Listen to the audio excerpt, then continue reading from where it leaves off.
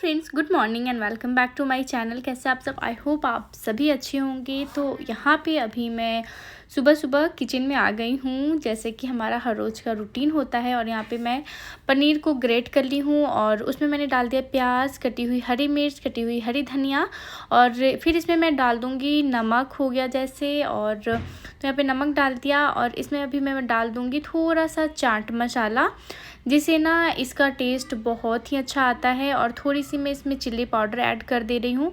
ज़्यादा हरी मिर्च मैं नहीं कट की थी, क्योंकि बच्चे को पराठे बना के देने हैं तो उन लोगों को ज़्यादा तीखा ना लगे, इस वजह से।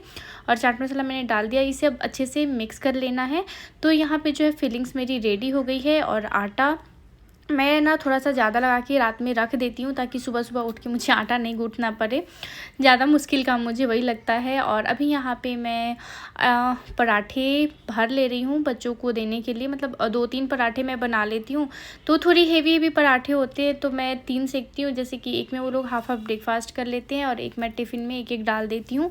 और उसके साथ फिर स्नैक्स ब्रेक भी देना रहता है और कुछ फ्रूट्स वगैरह भी, तो वो सभी मैं दे देती हूँ। तो यहाँ पर मैंने बेल लिया है पराठे को और अभी मैं सेक ले रही हूँ।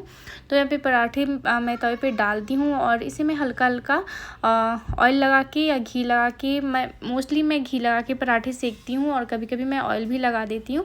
तो यहाँ पे पराठे मैं ऑयल लगा के सेक ले रही हूँ। तो इस तरीके से देखिए खिले खिले हमारे पराठे बन जाते हैं। तो इसी तरीके से मैं तीनों पराठे सेक लूँगी। तो यहाँ मैंने दूसरा पराठा डाल दिया है और उसे भी मैं सेक ले रही हूँ सेम प्रोसेस में। ये सब कुछ पराठे की रेसिपी है ना, जो कि बहुत इजी होता है सुबह में बनाने के लिए। तो अगर आटा तैयार है तो सिर्फ फिलिंग्स तैयार करो, पराठे सेको और बच्चों का टिफ़िन पैक करो। तो यहाँ पे मैं ना 4 पीसेस में ऐसे मैं कट कर देती हूँ, ताकि बच्चों के लिए ईजी रहता है और टिफ़िन में भरने के लिए भी ईजी रहता है। तो मैं केचप के साथ दे रही हूँ और 4-4 पीसेस में कट कर देती हूँ। तो बच्चे आराम से खा भी लेते हैं, वेस्ट भी नहीं करते। चाहे तो हम लोग हरी चटनी के साथ भी दे सकते हैं, लेकिन ये दोनों ना केचप ज़्यादा पसंद करते हैं। और यहाँ पे मैं स्वीट कॉर्न बॉयल की थी, तो टिफ़िन में मैं स्वीट कॉर्न दे रही हूँ बच्चों को। तो उसके साथ हो गया ये लंच। और स्नैक्स ब्रेक के लिए स्वीट कॉर्न, जो कि बच्चे बहुत ज़्यादा पसंद करते हैं। मैं अक्सर देते रहती हूँ, लेकिन घर पे देती हूँ। लेकिन आज फर्स्ट टाइम मैं इन लोगों को स्वीट कॉर्न दे रही हूँ टिफ़िन के लिए।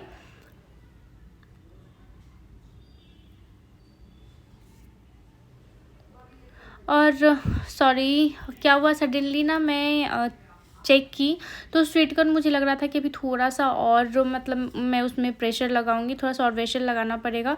तो मैं चेंज करके और फिर से टिफ़िन को साफ़ करके पोंछ के फिर मैं इन लोगों को ड्राई फ्रूट्स और बिस्किट डाल दे रही हूँ। क्योंकि फिर पता नहीं मैं देती और उन लोगों को डाइजेस्ट अच्छे से नहीं होता तो थोड़ा सा टेंशन हो जाता है। तो फिर मुझे लग रहा था, इस वजह से मैंने चेंज कर दिया है स्नैक्स ब्रेक का। और वो मैं रख दी हूँ, जब वो लोग घर पर आएंगे ना फिर मैं उन लोग को उसमें और प्रेशर लगा के और गर्म करके दे दूँगी।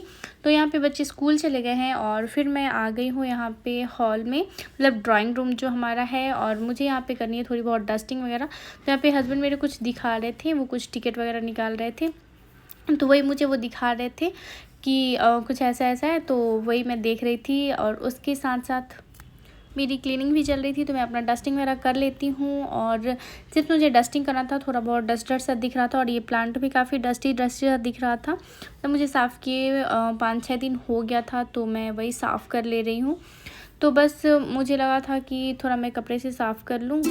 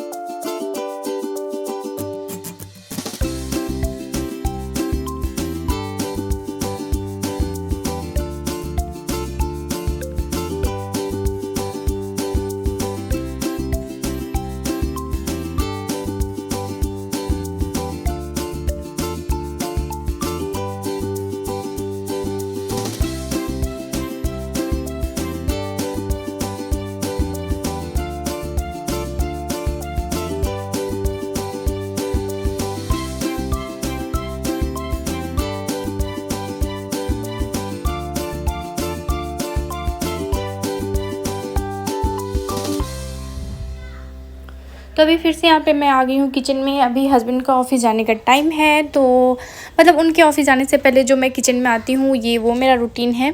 तो उधर मैं क्लीन वगैरह करने के बाद यहाँ उनकी टिफ़िन और नाश्ते की तैयारी के लिए मैं आ गई हूँ। तो वही जो मैं फिलिंग्स बनाई थी तो मैं ज़्यादा ही बना दी थी, ताकि इनके भी टिफ़िन में मैं पनीर के पराठे ही डाल दूँगी और उसके साथ मैं ग्रीन चटनी इनको दे दूँगी, जैसे धनिया पत्ता की जो चटनी होती है ना बना के, तो वो मैं इसके साथ दे दूँगी। तो यहाँ पे मैं वही पराठे से सेक ले रही हूँ।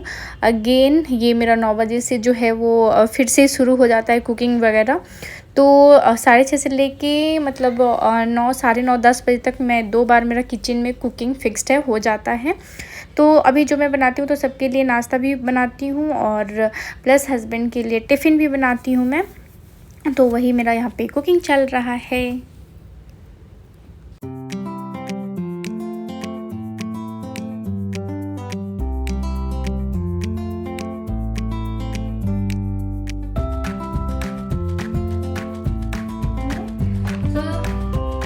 मैं यहाँ पे कल ना साबूदाना भिगो के रखी थी, तो कल कुछ मैं बना नहीं पाई थी, तो इसे मैं फ्रिज में रख दी थी। तो मैं अभी साबूदाने की खिचड़ी जा रही बनाने और उसके बाद थोड़ी बहुत और काम है वो सब खत्म करेंगे और उसके बाद फिर मैं आप लोगों से बातें करती हूँ। तो चलिए फटाफट से पहले ब्रेकफास्ट बना के ब्रेकफास्ट करें।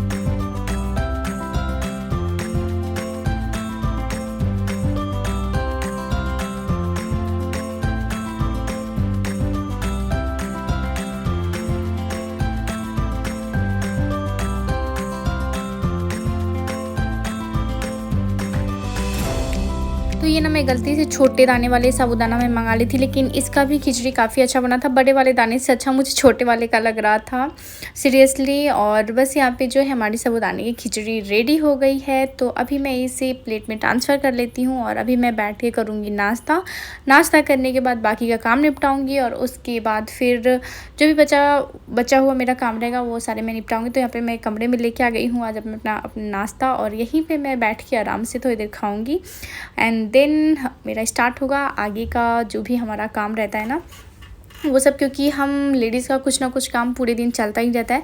तो अभी नाश्ता करने के बाद मैं सारे कपड़े भी मशीन में डाल दे रही हूँ धुलने के लिए और उसके बाद फिर मैं शावर वगैरह लूँगी और देखती हैं कुछ कपड़े वगैरह भी फैलाने रहते हैं ना, तो वो सभी मैं जाके फैला लेती हूँ।